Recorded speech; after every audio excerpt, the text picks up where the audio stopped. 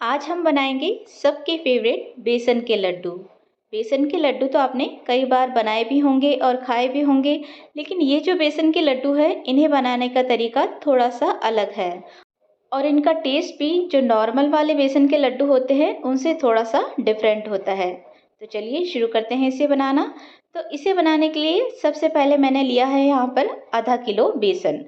बेसन अगर आप जो मोटा वाला या फिर गोल वाला बेसन होता है वो लेंगे तो ज़्यादा बेटर है, नहीं तो आप जो नॉर्मल वाला बेसन होता है उसी से इसको बना सकते हैं।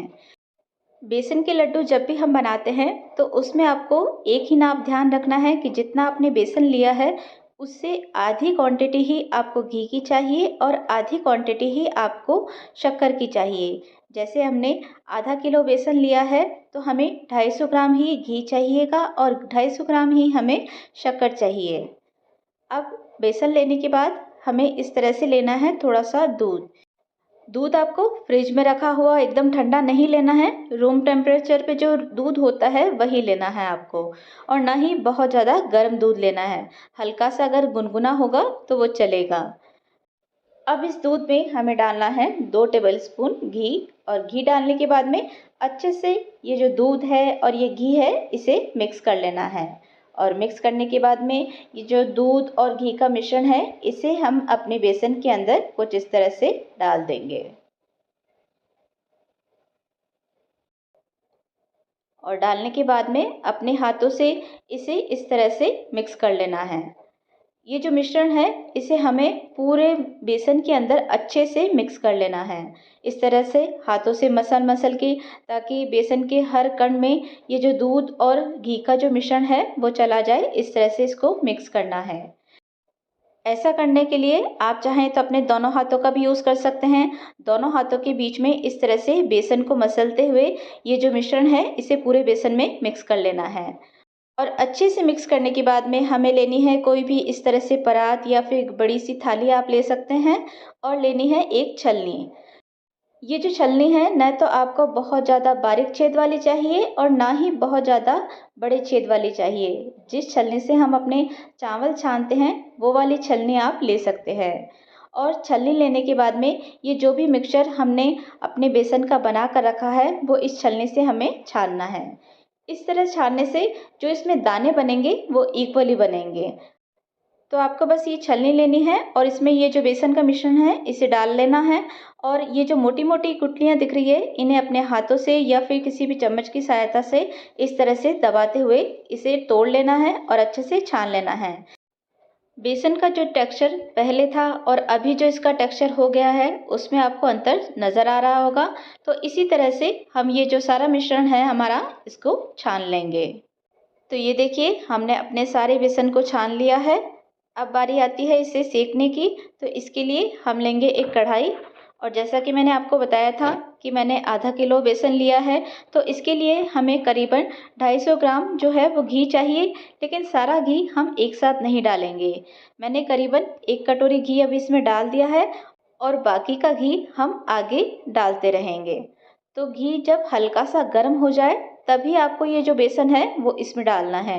घी न तो ज़्यादा ठंडा होना चाहिए और ना ही घी को बहुत ज़्यादा गर्म करने के बाद में आपको ये बेसन डालना है। अगर आप घी को पहले ही बहुत ज़्यादा गर्म कर लेंगे तो जैसे ही आप इसमें बेसन डालेंगे तो आपका बेसन जलने लग जाएगा। इसलिए जब घी हल्का सा गर्म हो जाए उसके बाद आप इसमें अपना बेसन डाल दीजिए। और बेसन डालने के बाद में आपको इस तरह से इसे लगातार चलाते रहना है। एक बार जब तक आपका बेसन अच्छे से गर्म ना हो जाए तब तक आप गैस की फ्लेम को हाई पे रख सकते हैं। लेकिन जैसे ही आपको लगे कि आपका जो बेसन है वो अच्छे से अब गर्म हो चुका है तो गैस की फ्लेम को आप मीडियम टू लो पे ही रखें। और मीडियम टू लो फ्लेम पे ही आप अपने ये जो बेसन है इसकी सिकाई करें। अभी मेरे को इसमें घी थोड़ा सा कम लग रहा है तो मैं इसमें आधा कटोरी घी और डाल दूंगी। और अगर आगे भी मुझे इसमें घी कम लगा तो मैं थोड़ा थोड़ा करके घी इसमें और डालती रहूँगी। आप अगर नाप से बना रहे हैं या फिर बिना नाप के आपने बेसन लिया है, जैसे मैंने आधा किलो लिया है, आपने बिना नाप के भी अगर बेसन लिया है तो आप ये जो घी है वो इस तरह से थोड़ा थोड़ा ही डालें। क्योंकि अगर घी कम है तो उसे हम और डालकर बढ़ा सकते हैं, लेकिन अगर आपने एक बार में ही बहुत ज़्यादा घी डाल दिया और अगर घी की मात्रा बेसन में ज़्यादा हो गई तो आपको फिर लड्डू बनाने में परेशानी होगी। फिर वो आपके लड्डू की जगह बेसन का हलवा बन जाएगा। इसलिए हमेशा घी इस तरह से थोड़ा थोड़ा सा ही डालें। जितनी ज़रूरत हो उस हिसाब से आप बीच बीच में घी को और डालते रहें। जब आप शुरू में बेसन की सिकाई चालू करते हैं तब आपको लगेगा कि इसमें घी कम है, लेकिन ये जो बेसन है जैसे जैसे सिकता रहता है वैसे वैसे ये घी छोड़ता रहता है। आपका जो बेसन है उसे हिलाने में आपको शुरू में थोड़ी सी परेशानी होगी, लेकिन जैसे ही ये जो बेसन है वो सिकना स्टार्ट हो जाता है, ये काफ़ी लाइट हो जाता है, तब आपको इसे सेकने में परेशानी नहीं होगी।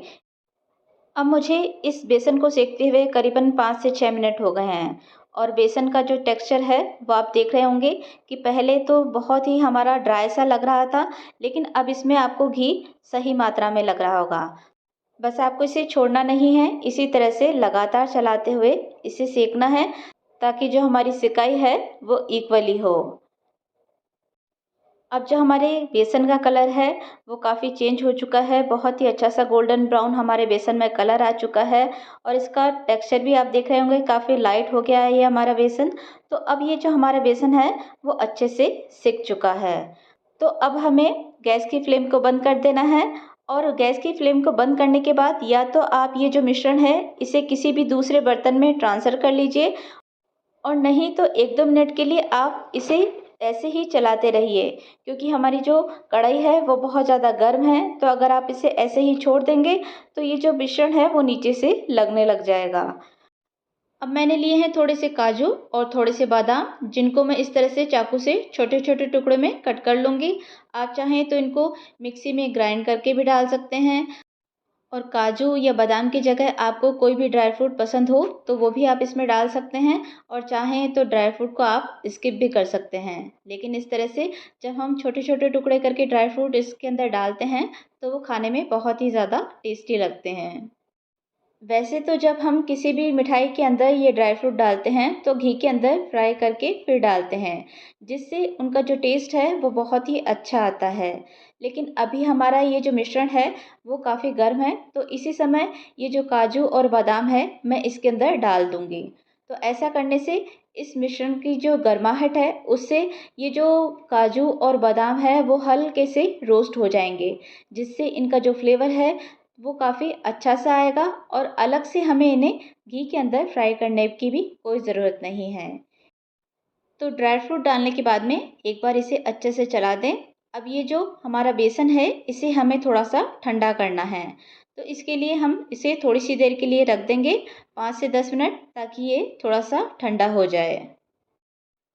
तो अब ये देखिए ये जो हमारा बेसन है वो हल्का सा ठंडा हो चुका है, इतना कि हम इसे छू सकें, इतना ठंडा हमें अपने बेसन को कर लेना है।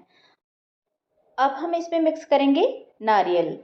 ये फ्रेश वाला नारियल नहीं है, ये जो सूखा वाला नारियल आता है उसे मैंने इस तरह से कद्दूकस कर लिया है।